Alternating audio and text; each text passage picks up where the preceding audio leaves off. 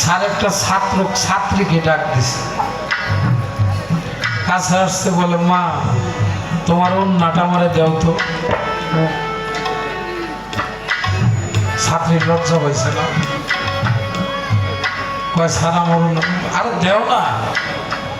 দিছে, কয়বার তোমার জামাটা খোলাও। কয় স্যার আমার লজ্জা করে, কয় আমার 25 গ্রাম লজ্জা দেও। স্যার তো জ্ঞানী মানুষ, আমাকে 25 গ্রাম লজ্জা তুমি ওখান থেকে দেও। বলে স্যার এটা তো দেওয়ার বিষয় না, অনুভব করতে হবে। গুরু মুর্শিদ জানাতে হবে, গুরু মুর্শিদকে যারা ভালোবাসে। আমার দয়াল নবী মাওলা আলী আবু বকর ওমর ওসমান রাস্তা দিয়ে যাইতেছে, অনেক রোদ। একটা বাবলা গাছের নিচে সবাই বসছে, পাশে একটা মসজিদ ঘর। আমার মাওলা আলী বসছে, এই যে গলায় আমরা ওন্না রাখি, একটা পাগড়ি রাখি, মাওলা আলীর গায়ের গলার কাপড়টা বিছাই দিছে আমার রাসূল। মাওলা আলীর হাঁটুর উপরে মাথাটা রাইখে একটু নিদ্রায় গেছে। মসজিদে আজান দিছে, আবু বকর ওমর ওসমান যারা ছিল সবাই নামাজ পড়তে গেছে, মাওলা আলী যায়। মাওলা আলী যায় না। আমার রাসূল শুয়ে রয়েছে, আমার মাওলা আলী শুধু আমার রাসূলের চেহারাটা দেখতেছে।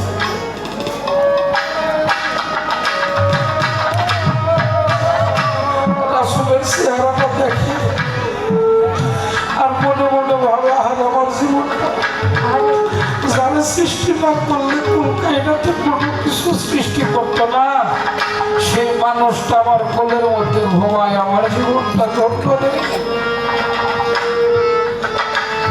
ওরা নামাজ শেষ করে আসছে, মাওলা আলীর এক ফোঁটা চোখের পানি যায় আমার রাসূলের মুখের উপরে পড়ছে। রাসূল হাত করে চাইছে, বলে আলী ওরা কই? বলে হুজুররা মসজিদে। কেন? বলে নামাজ পড়তে গেছে। বলে আলী তুমি গেল না? বলে হুজুর ওরা নামাজ পড়ে জালে ডাকার জন্য গেছে, ওই মানুষটাই তোমার কোলের মধ্যে ঘুমাইতেছে। ওরা নামাজ পড়ে জালে ডাকতে গেছে, মানুষটা তোমার কোলের মধ্যে ঘুমাইতেছে। আমি কার নামাজ পড়তে যাব? যে মানুষটা সদা সর্বক্ষণ গুরু ধ্যানে থাকে, গুরুর চরণ তলে থাকবো, ওই মানুষটা তো সদা সর্বক্ষণ নামাজের মধ্যে। আমার তো নামাজ হইল না, তাই তো আমার মসজিদে যাইতে হবে।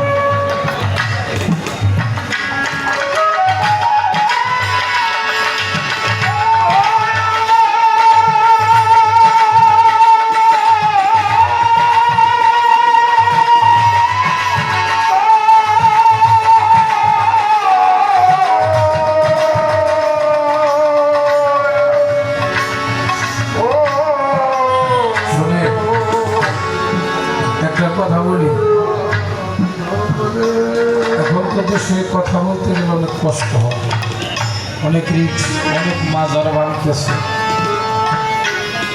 অনেক আলিয়ার দরবার পুরাইতেছে।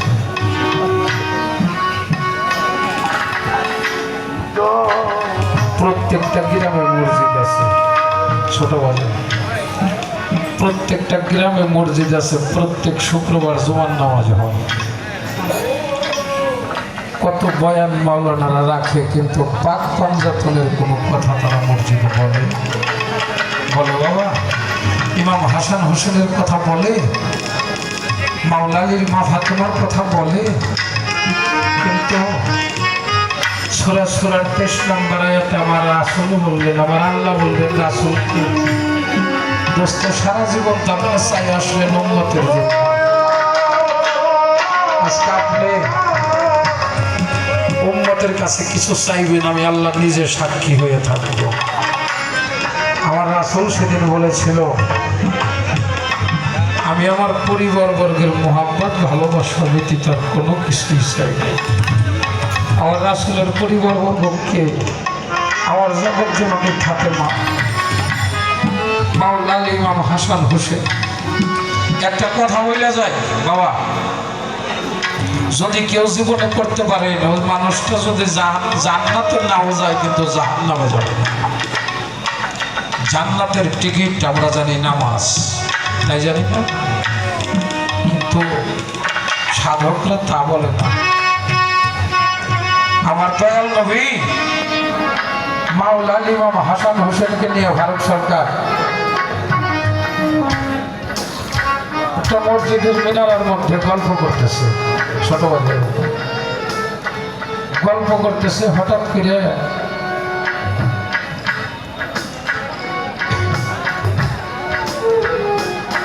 আমার ছোট ইমাম কইতেছে, না না কসে তুমি বড় না আমি বড়।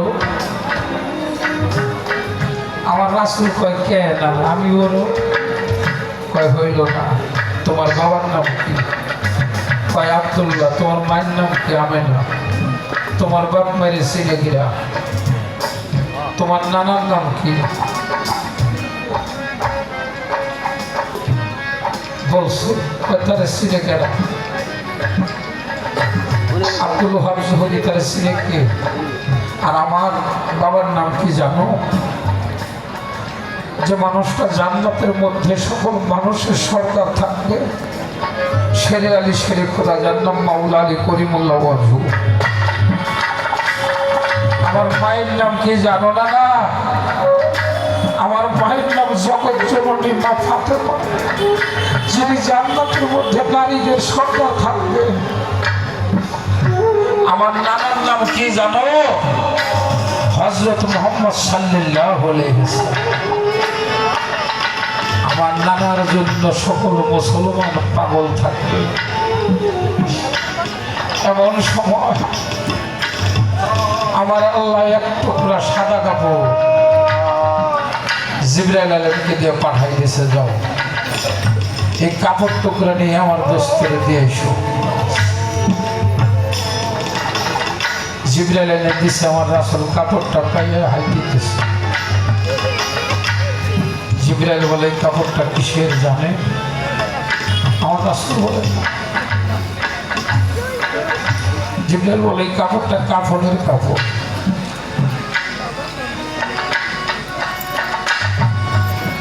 আহারে এই কাপড়টা না কাফনের কাপড়। আমার রাসূল এই কাপড়টা কি জানো? জিবরাইল সাথে বলল। বলার পরে আমার নবীর চোখের মধ্যে পানি টলমল করে, চোখের পানিতে বুক ভাইসা যাইতেছে। আর ওই কাপড়টা দিয়ে আমার নবীজি চোখের পানি মুছতেছে। কাপড়টারে 4টা খণ্ড করছে। কয়টা? পাক পাঞ্জাতনের ব্যক্তি কয়টা? 5 জন। কাপড়ের 4 টুকরা করল। 4টা টুকরা করে এক টুকরা নিজে রাখছে, আর এক টুকরা কাপড় দিছে মাওলা আলীকে, আর এক টুকরা দিছে আমার জগৎ জননী ফাতেমাকে, আর এক টুকরা দিছে বড় ইমামরে। বাকি আছে কে?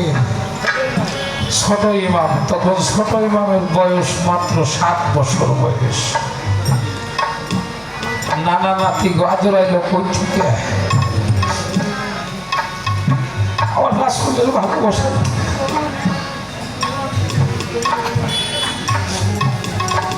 আমার জগৎ জননী ফাতেমা কয়, হায় হায়, আমার বাবা আমার ছেলেদের এত ভালোবাসে, এটা কিসের কাপড়? আমারে দিল, আমার স্বামীরে দিল, আমার বড় ছেলেরে দিল, আমার ছোট ছেলেরে দিল না, কারণটা কি? ও বাবা, বাবা তুমি এটা কিসের কাপড় দিলে? আমার নবী কথা কয় না। ও বাবা কথা কর না কেন? আমার নবী হাওয়া করে কাঁদে, বলে বলে এটা কাপড়ের কাপড়। আমার ফাতেমা কয়, বাবা কাপড়ের কাপড় আমাকে দিল, আমার হোসেনের কাপড়। আমার নবীজি কাঁদে, বলে মারে জগতে যার জানাজা হয় তার কাপড় লাগে, যার জানা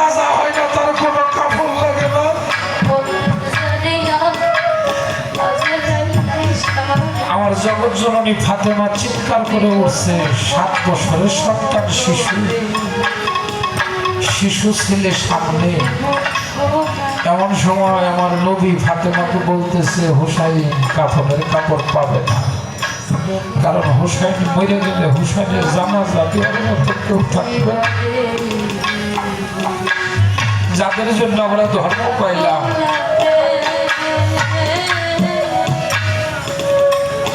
হুসাইন যাবে। আমার নানা নবীজির পাঞ্জাবি ধরে বলো, না না, আমার মরণ হবে কিভাবে? ওনারা কলনা আমার মরণটা কিভাবে হবে? নবী বলে, আমি বলতে পারবো না। 7 বছরের হুসাইন শিশু কাজার বলে, না তুমি আমার একটা বার কও, আজকে তোমার সাথে আমার একটা ফয়সালা হবে, আজকে তোমার সাথে আমার একটা ফয়সালা হবে। বলে, তোমার মরণটা হবে কারবালার প্রান্তরে। কারবালার প্রান্তরে তোমাকে শহীদ করা হবে। শুধু তাই না, ঘোড়া দিয়ে পাড়াইয়া পাড়াইয়া তোমার দেহটারে ওরা ধোলার মধ্যে মিশিয়ে ইসলামের পতাকা উড়ানোর মতো কেউ থাকবে না, সবাইকে ধ্বংস করে দিবে ইয়াজিদের বংশ। আমার হুসাইন কাঁদে আর বলবো না, না না, আমার মারবো, আমার কোনো দুঃখ নাই। তুমি যে সারা জীবন উম্মতি করলা, তোমার উম্মতের মধ্যে কি আমার জন্য কেউ কাঁদবো না? ও না না, সারা জীবন উম্মতি করলা, তোমার উম্মতের মধ্যে কি আমার জন্য কেউ কাঁদবে না? আমার নবী কয়, কাঁদবে। একটা লোক থাকবে যারা হাই হুসেন করে কাঁদবে,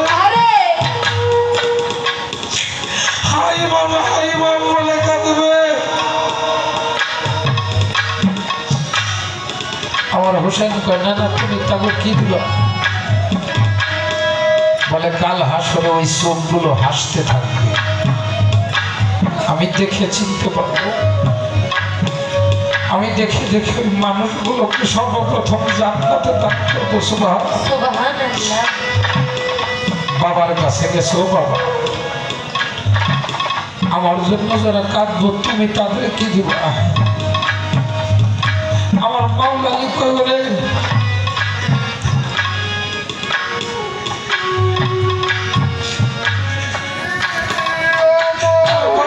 কেমন করে সহ্য করে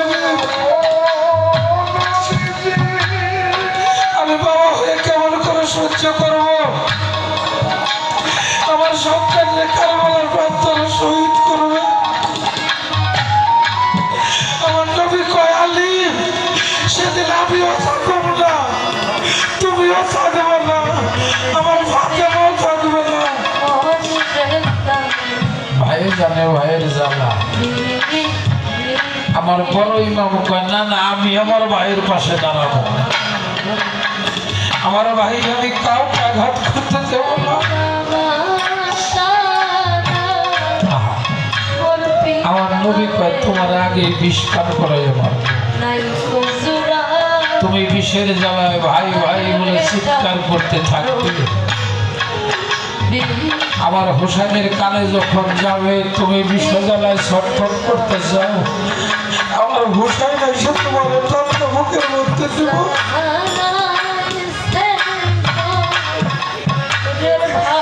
আমার হুসাইন এসে তোমার টানতে বুকে দেব, আমার হুসাইনের বুকের মধ্যে তোমার প্রাণ পাখিটা চলে যাবে। ভাইয়ে জানলে ভাইয়ের জ্বালা রে,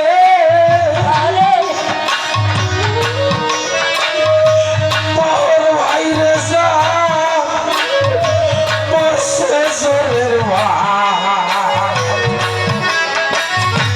ভাই সঙ্গে ইমাম হোসেন কারবালায় পানি কোথায় না, জোরার কবুতর রে যাব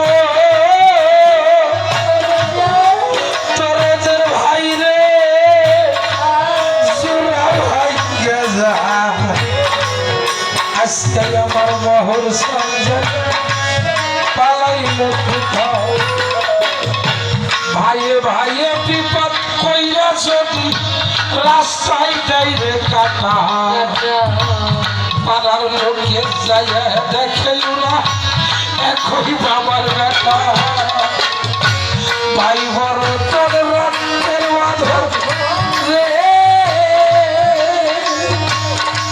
ওরে একবার চারটা ভাই হারাইয়া ভাইয়ের মতো তোর কি পাইবা না জগৎ ঘুরিয়া ভাইয়ের যাবে ভাইয়ের সবাই আবার ভাই যাবে আমার তরিকার ভাই গোলা মারে ভাইয়ের যাবে ভাইয়ের সবাই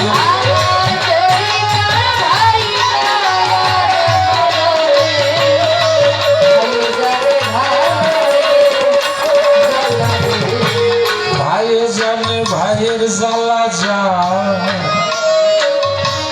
মোর ছেড়ে জোরের ভাই একবার ভাই হারা হইয়া দেখিস মোর ভাই সব ভাই ভাইয়ের মতো তোর দিকে আইরে ভাই আমার মুখে আইরে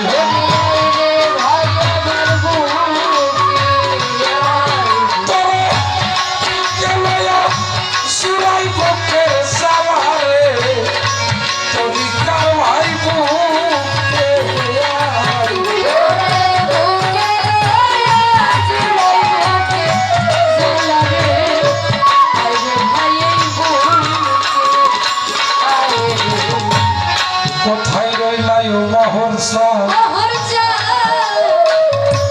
দেখা দেওয়া তোমার সন্তানেরা ডাকে তোমার বাবা থাইকো নাই আর দূরে দূরে অবজীবন একবার ঈশা তোমার ভক্তদের শীতল করো আমার মাওলা আলী কয় আমি জীবনে দুইটা সন্তান এই ধর্মের জন্য হারাইলাম এই ইসলাম ধর্মটাকে প্রচার করার জন্য আমার দুইটা সন্তান আমি হারাইলাম আমার সন্তানের জন্য যে মানুষগুলো কাঁদবে আমি এই মানুষগুলোকে হাসরের মাঠে দেখে দেখে আমার নিজের হাতে আমি জান্নাতে প্রবেশ করি